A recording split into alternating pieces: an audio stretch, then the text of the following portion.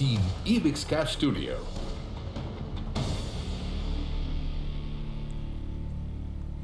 Hello and welcome to the CNBC TV 18 Ebix Cash Studio. I'm Sumaira Abdi and you're watching MF Corner.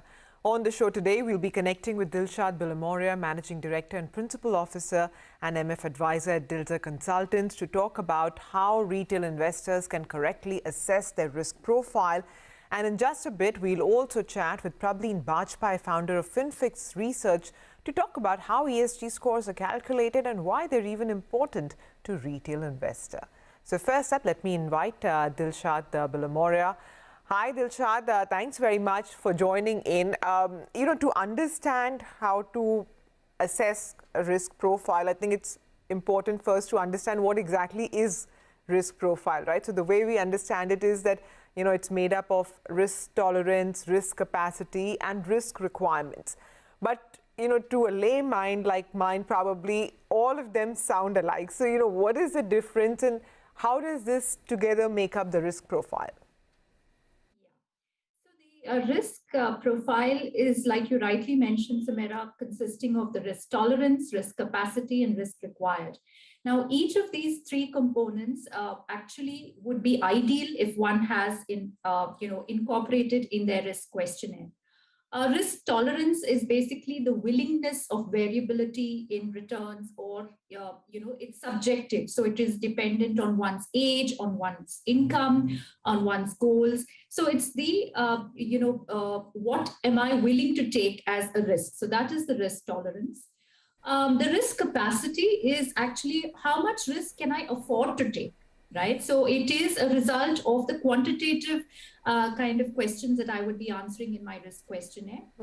Whereas the risk required takes into consideration, this is the minimum level of return that I need to have my investments grow such that my investment goals and my financial goals are met 100%. So a good risk questionnaire would incorporate all these three in their profiling. Okay, so one is that, what is the risk I'm willing to take? What is the risk that I need to take? And how much of a difference in returns am I willing to sort of bear? What is it that makes up these components? The questionnaire, for example, which you mentioned, I mean, I know, for example, like a person's age matters, their own preference to, risk would matter. What else, what are the components of this assessment? Yeah, so I think the most important component is how much volatility am I ready to withstand? And that's a very tricky question because my volatility or willingness to accept risk when the markets are high would be high, right? So I would see everything doing well and the returns performing well, but I am actually not going to be comfortable when the same market tanks, say 20%, right? So it's my variability or volatility that I'm willing to, accept. It very importantly covers aspects of my age. So if I'm, for example, a 28-year-old and I'm just starting my investment journey, I'm definitely willing to take on more risk. But if I'm a 45-year-old with, a child who's going to pursue higher education, then obviously I would need to be careful of the risk-taking capacity and the portfolio analysis accordingly. So I think age, income, the goals that I would like to achieve, and these are the factors that one would consider while taking the risk profiling. Dilshad, how can a retail investor say, we're seeing this rise of DIY investing, right? How can an investor like that correctly assess their risk profile? Is there a science to it or a formula to it? Well, I don't think that this is for a do-it-yourself investor. It's very important to have an investor, have a financial advisor in place so that they act as a sounding board. They act as, a guide to what the investor is planning to do. So it's not simple and straightforward when it comes to, like I said, if the markets are high, I would typically have a higher risk profile, and I'm going to be ticking answers like, yes, I'm ready to take that extra risk. Yes, I want that extra return. But when actually it comes to a market downturn, this is where, the advisor plays a very crucial role in bringing the investor back to reality, in giving them the variability, the scenario analysis, the Monte Carlo simulations of what kind of returns that are expected in various market cycles. And for that, a do-it-yourself investor may not always have the tools and techniques available with them. So, Dilshad, if I understand it correctly, you're saying that the reason this is not a DIY aspect is because, one, the retail investor may not have access to these sophisticated tools, and B, that they need somebody to be the voice of reason? Absolutely. That's okay. right. Okay. Also risk appetite continues to change through an investor's life cycle, right? How does the person keep aligning? I mean, again, if I go back to this DIY investor, if they're seeking out professional help to sort of, assess their risk profile, do they need to keep going back to a person? And how do they know that their risk profile could have changed? Yes, so that's a very good question, Samara, because the risk profile ideally should be evaluated on an annual basis or on a change in the life stage or a life cycle of an individual. And by that, I mean, if I'm expected to get married, or if I'm expecting a child, or if there is a sudden death in my family, or I am expecting a divorce. So these are various life stages that would very much impact the risk-taking capacity of an individual. So it all starts with the underlying life cycle, life stage, which would impact the behavior of an individual, and then it would impact the underlying risk capacity. So I think ideally, once a year, taking a risk analysis is important. Okay. And Dilshad, any place you recommend? I mean, are there agencies that do this, or do you need to seek out a financial advisor? Well, there are some risk questionnaires that are available online, but like I said, a very comprehensive risk questionnaire would incorporate the risk capacity, risk tolerance, and the risk required. It's not as simple and straightforward saying that, is the volatility I'm willing to expect. It consists of both qualitative and quantitative aspects in, understanding what is the risk-taking capacity of an individual. It's quite complex. All right, Dilshad, thanks very much for joining in. So, really just classifying somebody's risk profile as just being high, low, medium is looking at it very, very simplistically. You could be doing it perhaps at the start of your investing career, but as you progress, you do want to take advantage of the sophisticated tools that are available to sort of fine-tune your risk profile and optimize the performance of your portfolio. We're going to take a quick break. On the other side, we'll be joined by Prableen Bajpai of Finfix Research, who's going to talk about ESG scores, how they're calculated and why they matter to us.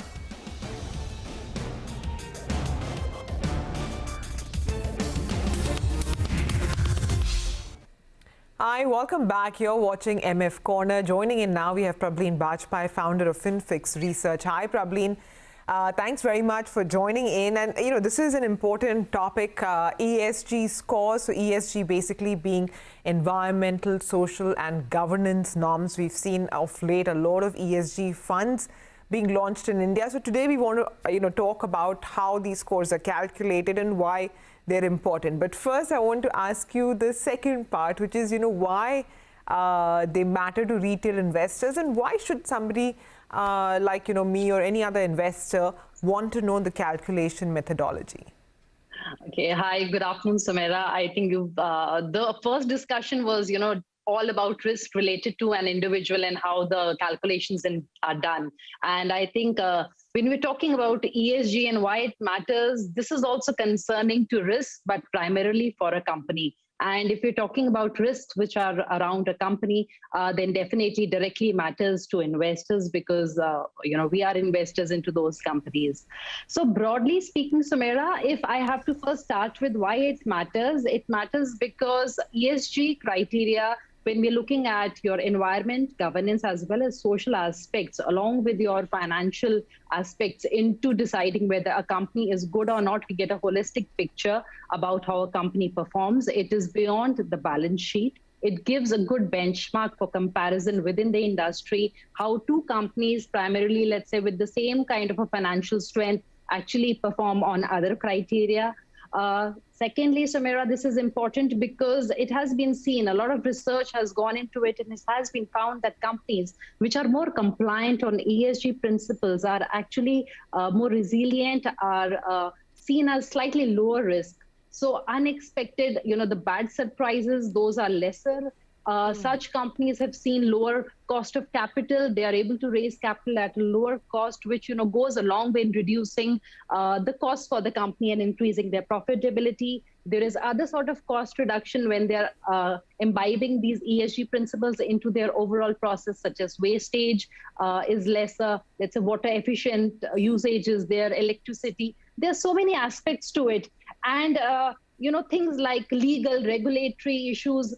Such issues are lesser. So overall, from a holistic point of view, when we are looking at companies, I think ESG becomes a very important criteria, not because you have to go and invest in an ESG fund, Sumaira, but I think it just adds another layer of how we filter companies.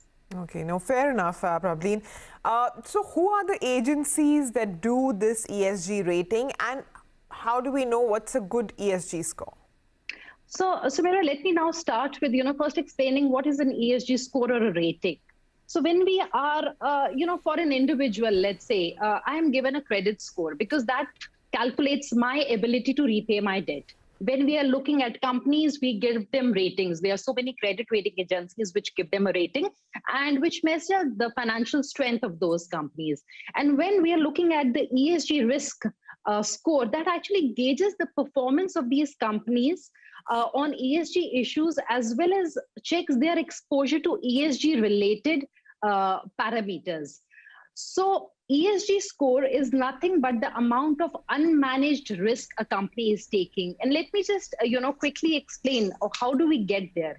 So let's say I pick company A and we assess what is the total exposure of risk that this company takes in terms of any material ESG issues. Within environment, there'll be hundreds of factors, within social, within governance, right from tax compliance to within social, there would be child enforced labor. Within environment, there'll be aspects like waste management and climate change. So there are hundreds of such criteria on the basis of which the total exposure per industry for the specific company is checked. And then it is divided into primarily two components. One is your manageable risk and one is your unmanageable risk.